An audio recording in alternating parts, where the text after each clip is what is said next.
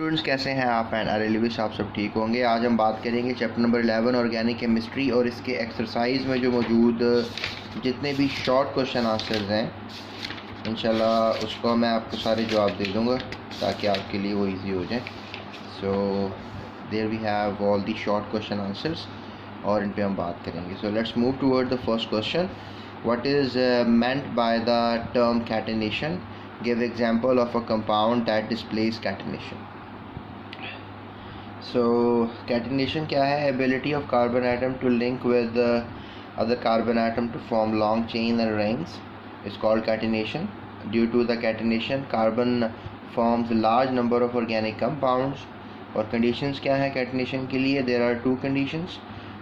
For an element to exhibit catenation, element should have a valency of 2 or greater than 2. Bonds made by the element with its own atom should be stronger than that of the bonds made by the element with other atoms, especially oxygen. For example, pentane exhibit a catenation. Look at that. ये isopentane है, ये pentane है, ये neopentane है. So you have to remember. Next question जो है that is how coal is formed. So how coal is formed? Coal जो है वो produce as a result of carbonisation. तो कार्बनाइजेशन जो है उससे कोयला बनता है, यानी लकड़ी से जो है वो काफ़ी साल लगते हैं कोयला बनने के लिए, तो दैट इज़ कॉल्ड कार्बनाइजेशन। जो लकड़ी दबा जाती है ज़मीन के अंदर। So it is very slow process. During carbonisation wood of the huge dead plants were buried under the earth crust. Wood began to decompose by a slow biochemical process in the absence of air and a high pressure. With the passage of time, the pressure on the wood continued to increase. So as a result, wood converted into coal through a series of stages as shown in the there is no figure over here, so that's you cannot write all these sentences. So the process completed almost in 500 million years. Would जो है वो फिर कोयला, सबसे गंदा घटिया quality का कोयला पीट, फिर लिग्नाइट जो कि थोड़ा बहुत अच्छा है, फिर बिचामिनस, देन एंथ्रासाइट। नेक्स्ट क्वेश्चन है what is the importance of natural gas? So what is the importance of natural gas? Natural gas is an important because it is used as a fuel in homes as well as in industries. It is also used as a fuel in automobiles, as a compressed natural gas or CNG. It is used to prepare carbon black for paints and hydrogen for fertilizers. Next question is justify that organic compounds are used as food.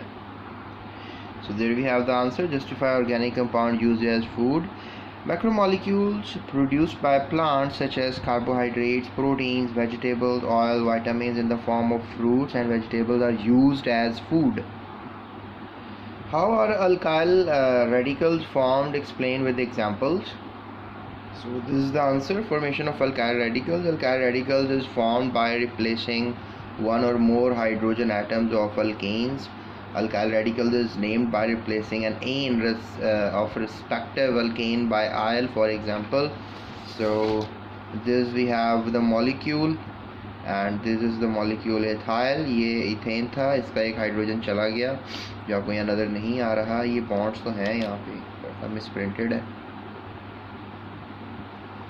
Okay, सो यहाँ पे है bond लेकिन यहाँ पे ये half रह गया। So this is ethyl radical. The general formula is CnH2n+1. Examples और देख लें आप। Alkyl radicals of propane, formation of N-propyl, formation of isopropyl। ये देखें आप, ये प्रोपेन है और अगर सी स्ट्रेट चेन में से यहाँ से एक हाइड्रोजन कम कर देंगे, look at that, यहाँ पर 2 हाइड्रोजन हैं, ये 2 हैं, ठीक है। So that makes it as a N-propyl। अगर आप टर्मिनल से हाइड्रोजन रिमूव करेंगे और अगर आप कहीं इन बिटवीन यानी टर्मिनल कार्बन से नहीं अंदर से आप हाइड्रोजन रिमूव करेंगे then it will make isopropyl. इस तरह ही आप N-ब्यूटाइल भी बना सकते हैं और आइसोब्यूटाइल भी बना सकते हैं, जिसको आप सेकेंडरी ब्यूटाइल भी कह सकते हैं। Now we have question what is the difference between N-propyl and isopropyl? Explain its structure.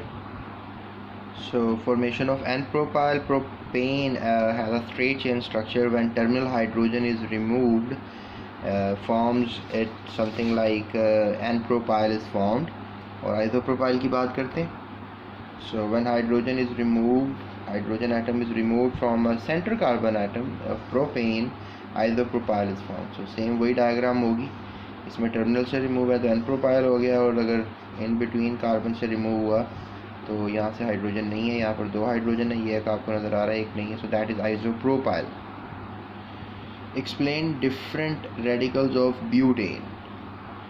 सो ये हैं डिफरेंट रेडिकल्स ऑफ ब्यूटेन। इसमें आप देख सकते हो एन ब्यूटाइल, सेकेंडरी ब्यूटाइल, को आइसोब्यूटाइल भी कह सकते हैं। So there we have another radical, this is known as isobutyl और टर्शरी ब्यूटाइल। तो उसमें से क्या हो रहा है कि ये जो आइसोब्यूटेन है, ठीक है, ये आइसोब्यूटेन नहीं है, ये एन ब्यूटेन है, और ये एन ब्यूटेन, इसको मैं आपको बुक से बता देता हूँ। ये देखें, अब आपके पास ये ब्यूटेन मॉलिक्यूल है और इसमें से रिमूवल ऑफ टर्मिनल हाइड्रोजन कर देंगे, यानी ये हाइड्रोजन रिमूव करेंगे तो एक हाइड्रोजन नहीं एन ब्यूटाइल बन जाएगा। और अगर आप इन दोनों में किसी एक एटम से हाइड्रोजन रिमूव करेंगे, लेट से इसमें से आपने रिमूव कर दिए, तो ये सेकेंडरी ब्यूटाइल बन जाएगा। और अगर आप के पास आइसोब्यूटेन है, यानी ये चेन ऑलरेडी आइसोब्यूटेन कहलाएगी, ये मॉलिक्यूल आइसोब्यूटेन कहलाएगा, तो आप इसमें से अगर हाइड्रोजन रिमूव करेंगे, कहाँ से, आप टर्मिनल से ही करेंगे, यानी इस तरह से कर दें, इधर से कर दें या इधर से कर दें, इसको आइसोब्यूटाइल आप कहेंगे। और अगर आप ये वाला हाइड्रोजन रिमूव कर दें तो फिर that will be called as tertiary butyl. तो ये डिफरेंट रेडिकल्स हैं ब्यूटेन और आइसोब्यूटेन के, ये आपको पता होना चाहिए। सो अगर ब्यूटेन का सवाल है सिर्फ, तो आप ये सिर्फ 2 रेडिकल्स बताएंगे, अगर आइसोब्यूटेन भी है तो फिर आप ये दोनों बता देंगे। So next question, define functional group with an example. ये देखें, ये हमारे पास फंक्शनल ग्रुप की डेफिनेशन है, एन एटम और ग्रुप ऑफ एटम्स और present of double and triple bond which determines the characteristic properties of organic compound is called functional group. For example, functional group of alcohol is OH and carboxylic acid is COOH। इसको आप ऐसे भी लिख सकते हैं।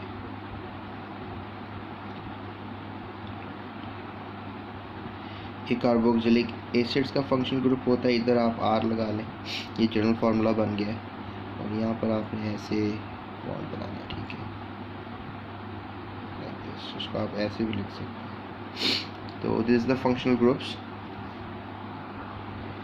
What is Easter group? Right down the formula of ethyl acetate.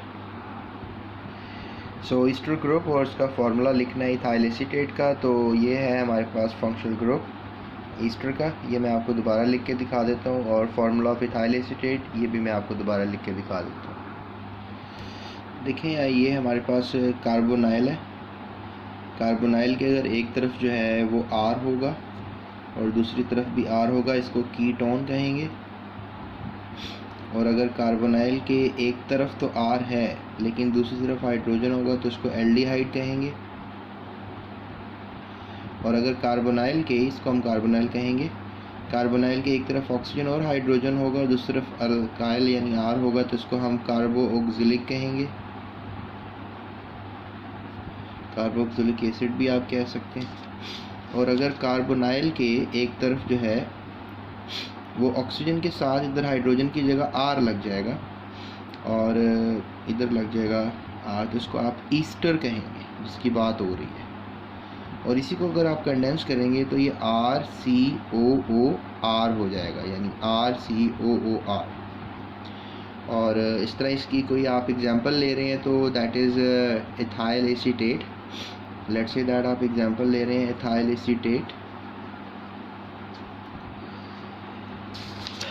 तो ethyl acetate में आप क्या करेंगे, आप एक जगह पे जो है वो लगा देंगे एसीटेट। एसीटेट ग्रुप में क्या करेंगे, यानी आपने OR लगाना है, या O तो लगा दें आप, और यहाँ पे भी R है और यहाँ पे भी R है।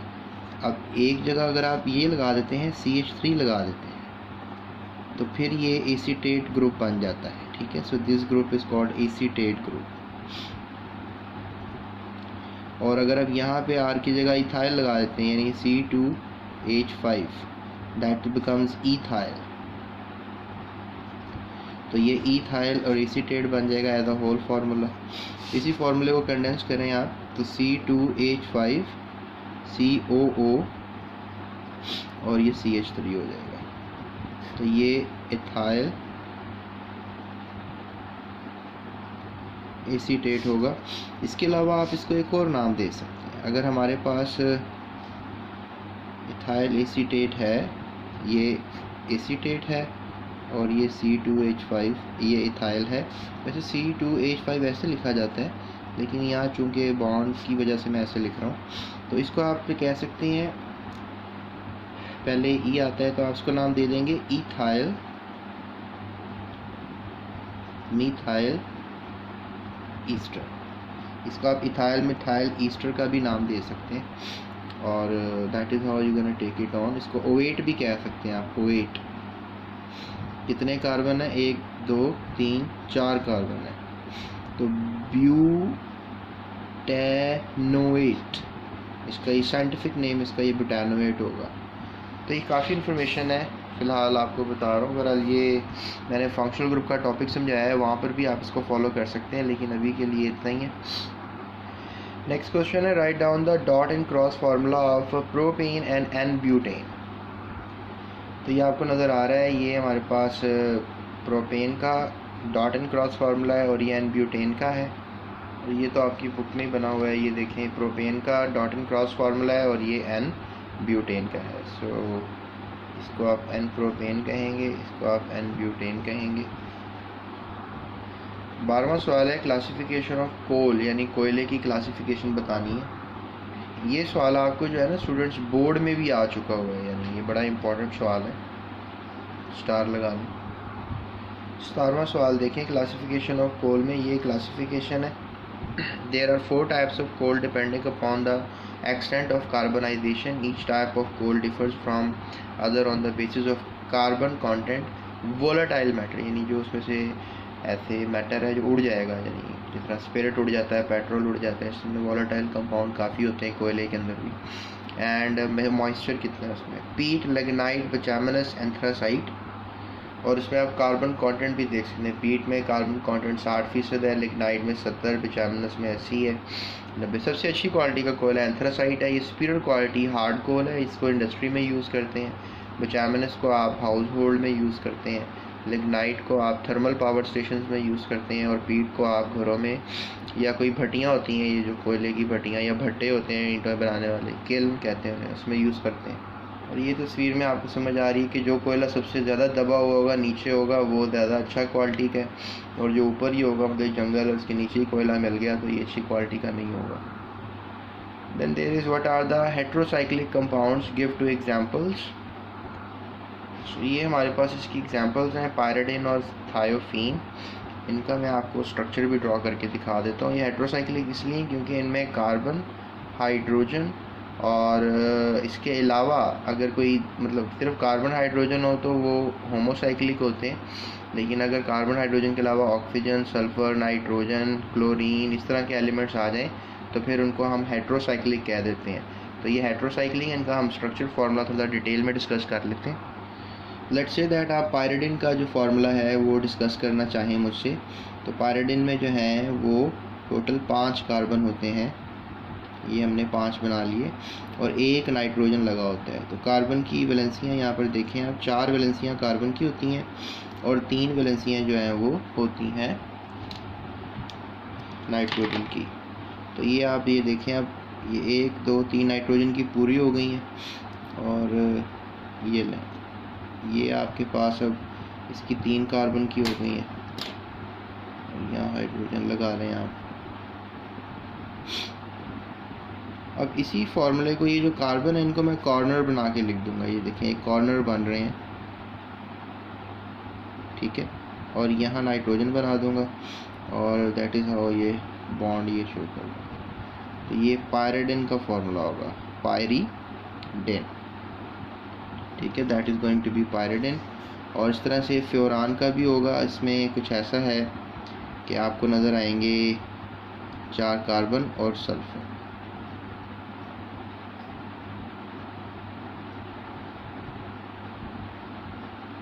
ठीक है जी। ये अब हाइड्रोजन भी डेफिनेटली लगा हुआ होगा, तो इसको बनाएंगे तो ये कुछ ऐसे बन जाएगा।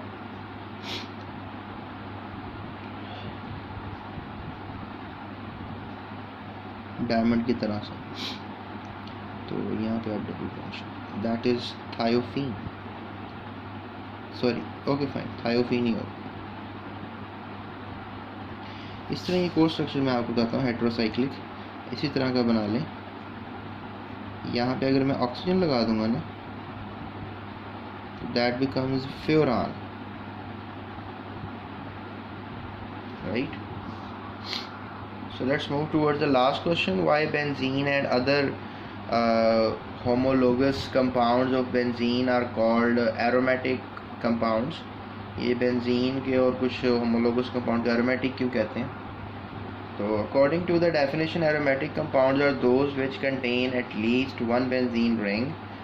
Since benzene and other homologous compounds of benzene contain at least one benzene ring, so therefore these are called aromatic compounds. Like benzene, phenol, naphthalene. ये जो फिनॉल है इसमें ये रिंग होता है और ऊपर OH ग्रुप लगा हुआ होता है, और नैफ्थलीन में 2 रिंग जो है वो बने हुए होते हैं लाइक दिस। जहाँ पे आपको ये रिंग नज़र आ जाए समझ लें वो बेंजीनॉइड हो जाएगा और उसको आप एरोमेटिक कहेंगे। एरोमेटिक का मतलब पहले भी बताया था, एरोमा का मतलब स्मेल है। इनमें से एक ख़ास किस्म की स्मेल आती है, जैसे आपने कभी सूंघी होगी फरनैल की स्मेल जो होती है, फरनैल की जो स्मेल होती है वो एरोमेटिक होती है। तो स्टूडेंट्स ये थे short question answers. I hope आपको ये वीडियो पसंद आई होगी। मज़ीद वीडियोस के लिए अभी डिस्क्रिप्शन देखें या प्लेलिस्ट देखें, उसमें कोई चैप्टर ढूंढें और जो भी आपने स्टडी करना है, या आप गूगल सर्च बार पे लिखें या यूट्यूब के सर्च बार पे लिखें जो भी टॉपिक आपको रिक्वायर्ड है, और एंड पे GS अकेडमी और सर खुरम लिख दीजिएगा तो आपको टॉपिक मिल जाएंगे। So that's it, thank you so much. बाकी भी मैंने एक्सरसाइजेज सॉल्व की हुई हैं बहुत से चैप्टर्स की, वो आप अगर देखना चाहें तो ये एक इंसाइक्लोपीडिया है, आपके लिए हेल्पफुल साबित होगा। जाते हुए चैनल को सब्सक्राइब लाजमी कर लीजिएगा और इस वीडियो को लाइक दे दीजिएगा और कमेंट कीजिएगा कि क्या बेहतर किया जाए। Thank you so much.